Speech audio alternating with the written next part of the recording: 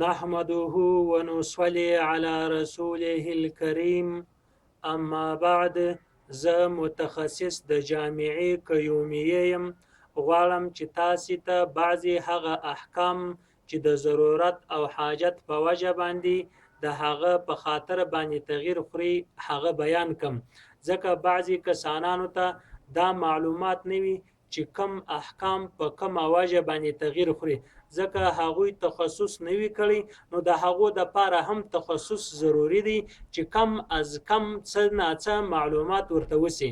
ضرورت په پښتو باندې تعریف دا دی چې کچيري ضرورت ونسی یو په 5 شانو کې زی، یا دین زی، یا نسل زی، یا عقل زی، یا نفس زی، او یا مال زی. د دین د پاره شریعت مقدسه ډیرې کړنې کړې دي. د دین د حفاظت او ایجاد د پاره جهاد، تبلیغ، ارکان را لېږلي دي، او د نسل د ایجاد او حفاظت لپاره نکاح او قصاص را لېږلي ده، او د عقل د حفاظت لپاره مسکرات حرام کړي دي، او د نفس د حفاظت لپاره حد قذف را لېږلي دي چې که څوک نفس په ګناه باندې په زنا باندې وویلي پر هغه باندې حد قذف جاری کیږي. او د مال د حفاظت او ایجاد لپاره شرکتونه، تجارتونه را لېږلي دي، او قصاص او حدود د قطاع طریق او غلو د پاره را لېږلي دي. نو ضرورت هغه شی دی که په دې 5 شانو کې یو تلی حرام ورته حلالیږي. مثلا زموږ د امام ابو حنیفه رحمه الله مذهب دی چې اجرت پر امامت حرام دی، اجرت پر تعلیم حرام دی، اجرت پر اذان حرام دی.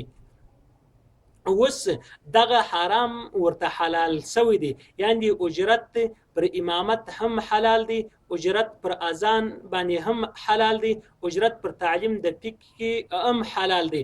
ولی که اجرت حلال نسی نو دین د مابین ځي هغه فرض عین جماعت لکه د جمعې لمنځ هغه به ملا خپل خواري کوي، د لمنځ به څوک ور کوي، دا به د مابین ځلوال سي. مؤذن به خپل خواري کوي که اجرت ورنه کې. اذان کڅم فرض او واجب نه دی، لکه اوس د شعائر د اسلام ګرځیدل دي. کوم شی چې د شعائر د اسلام وګرځيږي هغه فرض ګرځي، ځکه څوک چې اذان نه کوي د هغه سره جهاد څوک دی جائز دی. نو اذان به د مابین ځلوال سي. او که تعلیم باندې اجرت حلال نسی نو به تعلیم کله کله فرض عین وي، هغه به د مابین څوک سي لوال سي. نو ضرورت هغه شی دی چې دغه څوک حرام چې اجرت پر تعلیم او اجرت پر اذان او اجرت پر امامت دای څوک حلال کړ. خو لیکن یوې خبرې ته فکر پکار دی چې په ضرورت باندې چې حرام حلالیږي دا خپل شرایط لري. اول شرط یې دا دی چې دا اکراه به ملجی وي، غیر ملجی به نه وي، یعنی پر بدن باندې یا پر یو اندام به بیریږي چې دا خامخا د مابین ځي. دا نو ضرورت دی حرام په چی شکل کیږي په حلالیږي. او دوهم شرط هغه دا دی چې په ضرورت باندې حرام چی کول کیږي حلالیږي چې دغه ضرورت به منتظر وي، بالفعل وي، منتظر بنوي. مثلا یو سړی ستا څخه پوښتنه وکړه چې ته پلانه یې، کستا دا وام وو دا دی یقین چې کما ځان ورشوي ما وجني زما اندام راکاټي، نو تا ته دغه درواغ جائز دي چې تو ورته وایې چې څوک دی زه هغه نه یم. او دریم شرط دا دی چې په قدر د ضرورت به وي، تر ضرورت زیات حرام نه حلالیږي. مثلا یو سړی مري الته مرداره پرته د بل د خوراک شي نسته، په لس ګولو باندې د مرګ راګرځي دي، د غلس ګولې د مرداري چې حرام وي ورته حلال دي، یو لسمه ګوله ورته حرام مده حلال نه ده. او څلورم شرط دا دی چې کچيري ضرورت ختم سو د حرام حلالوالی هم ختميږي. پنځم شرط هغه دا دی چې د نصوصو د مبادئ او د نصوص سره به ټکر نه لري. مثلا یو سړی پر تا ټوپک ونیوي چې اله ورسه پلانې مړکه ورسه زنا وکه، دا چې دی دا تا ته ضرورت دی مګر خو حرام نه درته حلالي، تا ته دا جائز نه دی چې ته زنا کوي او یا څوک پلانې ملکه. شپږم شرط دا دی چې د امیر ته دا اجازه ستا چې د ضرر عامه د پاره ضرر خاصه وکي. مثلا لوی ولی ته ډیر خلک ضرورت لري، ډیر خلک په شریکان دي، خو د لږ خلکو مځکه د مابین ز پکښې ځي. امیر ته دا اجازه لري چې د لږ خلکو مځکه که په زور وي که په حرکم وي، په د لږ خلکو مځکو ته ضرر ورسوي، واله پکښې وکاږي، او یا مسجد تنګ وي پر څنګ بل سرای وي، امیر ته دا اجازه ده چې دا مسجد غټ کی که خلک نه پکښې ځای ده، که په زوري که پر ځای د دې سړي سرای واخلي. خو لکن دا یوه خبره پکښې کې ده چې عوض به یې ورکوي، بالفعل به د ځمکې او د دې سرای څوک ورکوي؟ عوض ورکوي. او بل شرط هغه دا دی چې دوا په حرام باندې جائزه ده، خو دا خپل شرطونه لري. یو دا دی چې طبيب به حاذق وي، فاسق به نه وي، او څوک دوا به په حرام باندې په حلال باندې نه وي. که دوا په حلال باندې و بیا دوا په حرام جائز نه ده. او بعض علما ولاده هم ذکر کړی دي چې څوک په شرابو باندې هم دوا جائز نه ده، حرام ده. لکن اوس په شرابو باندې ډیر شان نور ګډیږي، نو په شرابو هم دوا څوک د جائز ده. او اتم شرط هغه دا چې غرض به اقامت د عدل وي، نه ظلم د اغسره، لکه رد مبيعي په خيار غبن کې. اوس موږ ټولو کتابو خيار شرط لیکل دي، خيار رؤیت لیکل دي، خيار عیب لیکل دي، خيار غبن یا نه دی لیکل.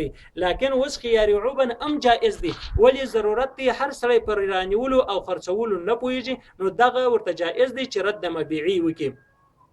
او یو بل خبرې ته هم پام پکار دی، هغه دا دی چې اکراه درې قسمه ده. یوه اکراه هغه اکراه ده چې هم اباحت او هم رخصت راولي.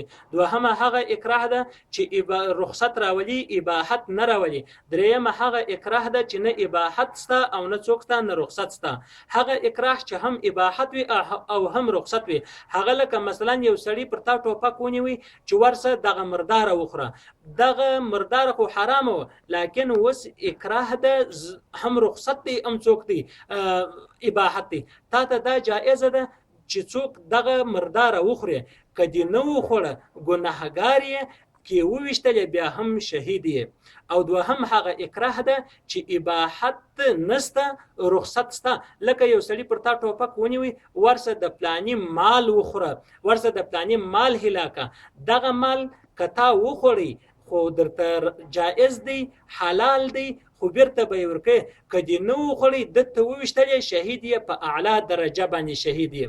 او دریم چې نه رخصت راولي او نه اباحت، هغه دا دی چې یو سړی پر تا ټوپک راواړي چې ورسه پلانې ملکه ورسه زنا وکړه، دا نه اباحت دی نه رخصت دی، دغه حرام تا ته نه حلالیږي. او بل حاجت، یو حاجت دی، یو زینت دی، یو پوزل دی، یو مصلحت دی. حاجت دا دوه قسمه دی، یو حاجت عامه چې د ټول دنیا د خلکو وي، دا چندان د ضرورت سره فرق نه لري، لکه اجرت پر امامت باندې دا حاجت دی، عین ضرورت خو نه دی. ولی یو سړی داسې کولی شي چې لوړ سي خواري کوي، هلته بیرته راځي جماعت ورکوي، لکن حاجت دی اجرت په امامت باندې ورته جائز دی. او دوهم هغه څوک دی دغه اوسنی ختم چې خلک په مړي پسې کوي، دا خو نه حاجت دی نه ضرورت دی. که سړی په ټول عمر کې په مړي پسې ختمونه کې، دا اوس ګناه ده، دا اوس واجب پاتې شو، دا فرض پاتې شو، دا یو شی نه دی پاتې شوی، نو دا نه حاجت دی او نه څوک دی نه ضرورت دی.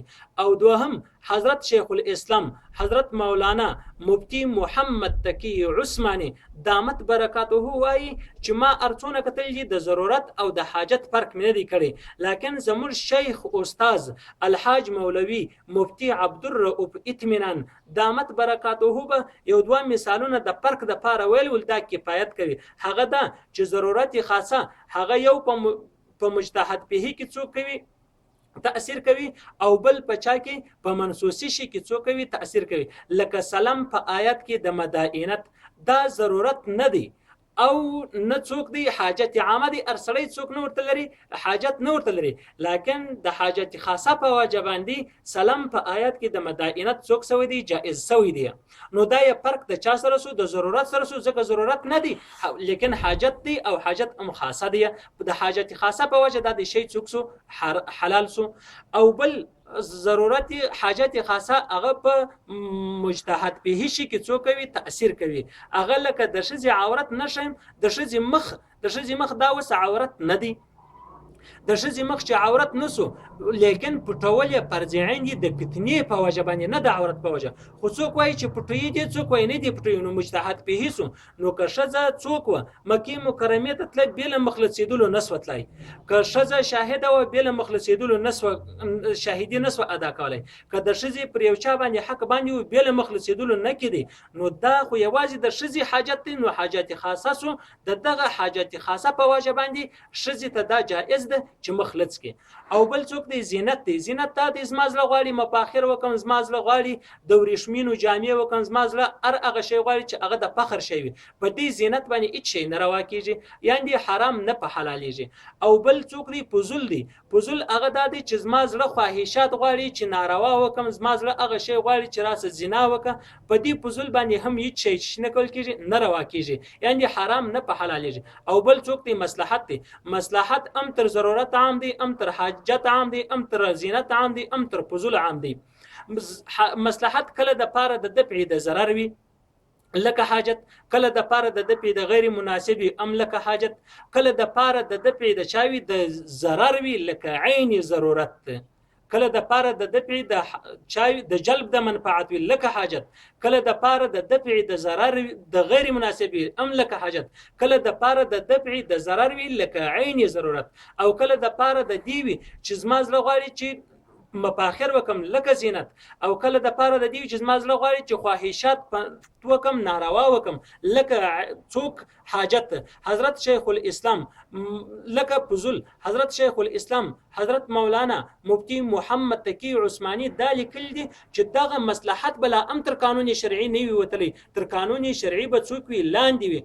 نو دا چې خلکو ته معلومات نه وي ار یو کوچنی شی پویدا ضرورت دی دا حاجت دی دا جائز دی او دا نه دی جائز هغه ته معلومات نه وي څه نه څه معلومات پکار وي چې سړی وکي چې دغه شی حراميږي او دغه شی په دغه وجه باندې شکل کېږي حلاليږي ټول دغه خبرې چې ما وکړې مصباح 446 بیا تر 450 پورې وما علينا الا البلاغ المبين